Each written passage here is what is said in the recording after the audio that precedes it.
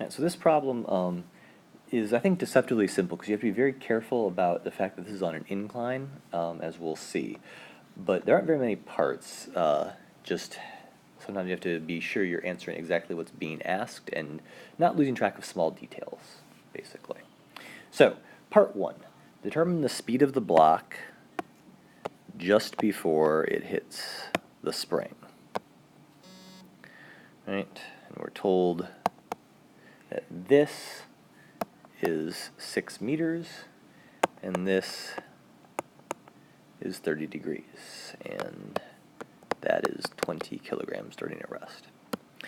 So to set this up, we need to figure out really how far do we fall, right? That's the real thing that matters, right? This h. And we have a triangle here that we know, fortunately, something about. So if we need h,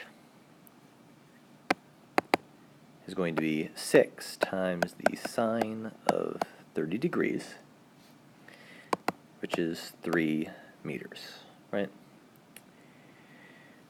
And so all we're going to do is we're going to do energy conservation, right? So mgh equals 1/2 mv squared. So the masses will cancel. We don't actually even need that number. V is the square root of 2gh, which is the square root of 2 times 9.8 times 3. And this was an old question when you didn't have a calculator in this test before, so they say use g equals 10. So if you do that, you get the square root of 60. But if you want to be more precise, you can punch in exactly this value and you'll get like 7.67 meters per second. But again, square root of 60 would be acceptable, and that is a little bit dated, but it doesn't really change the setup, the physics at all. Right, so that's the sort of the easy energy conservation. In part B, now we want to know how far the spring goes when the block comes to rest. So comes to rest means that all the energy that it has is essentially stored in spring potential energy, right? So it's going to look like this.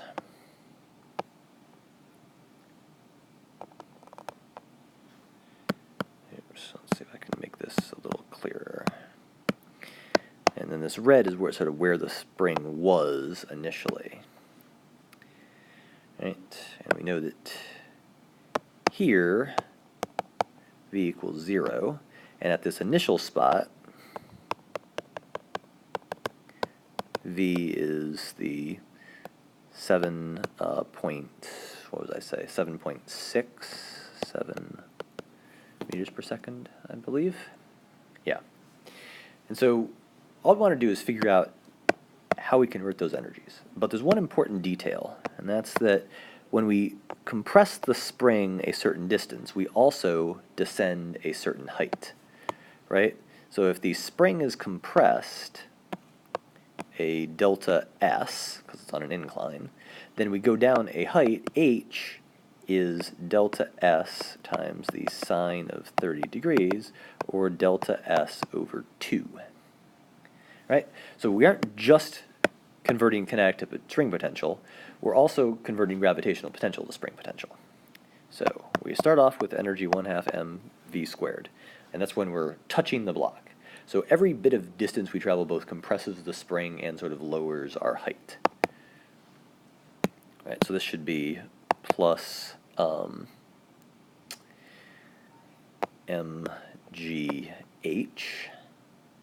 right? And all that must be converted to spring potential energy. Right? Okay. So now we just need to sort of do some substitutions and plugging in numbers and cleaning it up.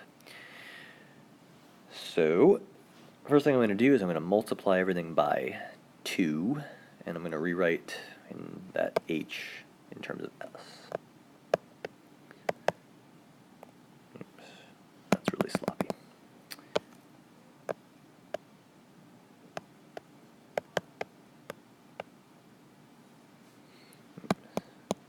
I can cancel the factor of multiplying and dividing by 2 from the delta S over 2. So you can see we're going to have a quadratic equation here, right? We aren't going to get just one root of this. So I'm going to set it up in that form.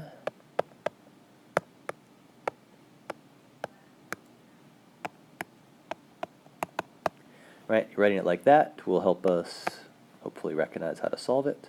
So we know what K is, 200, right?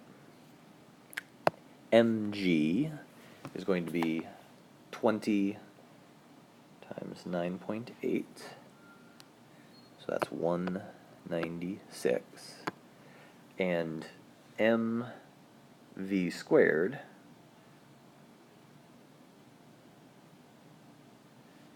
is going to be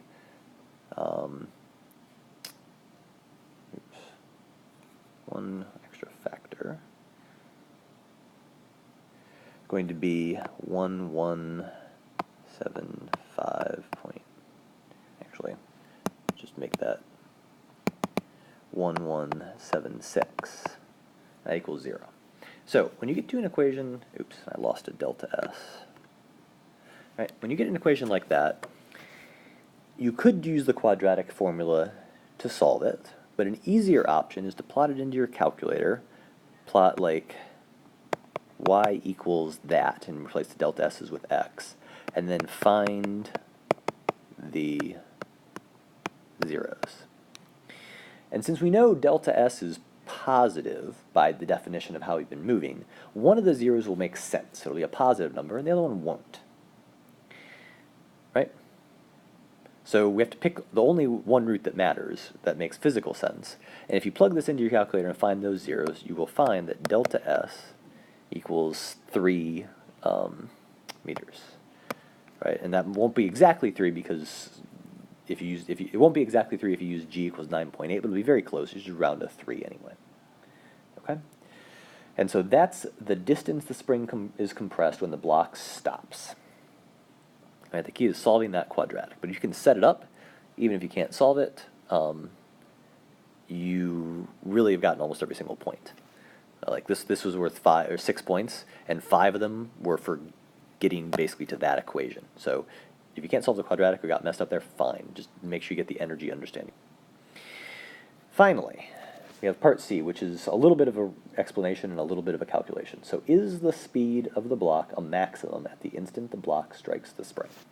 So the instant the block strikes the spring, we have, this is mg sine theta, right? There's part of the force that points down the ramp. That's what's causing it to accelerate. And the instant it strikes the spring, it compresses it just a tiny bit. So there's just a very tiny spring force opposing that. So the net force is still down the ramp. Therefore, it must be speeding up down the ramp. So the speed of the block is not a maximum the instant the block strikes the string. There's still a net force pointing down the ramp. And in fact, it's going to keep accelerating down the ramp until, actually, I should not just say accelerate. It's going to accelerate almost all the time. It's going to keep speeding up until F net equals 0. That's the real condition we're looking for. Because every other time there's going to be a net force pointing down the ramp, and that's going to make it go faster. Maybe not a whole lot faster, but a little bit faster. So we need F net equals 0. That's the equilibrium point. So if you just kind of remember that, you could save yourself some time. And the net force is going to be when the spring force, 1/2 k, oops, that's the energy, not the force. When the spring force, kx, equals the part of the weight down the ramp, mg sine theta. So we solve for x, we get mg sine theta over k. We plug in our numbers.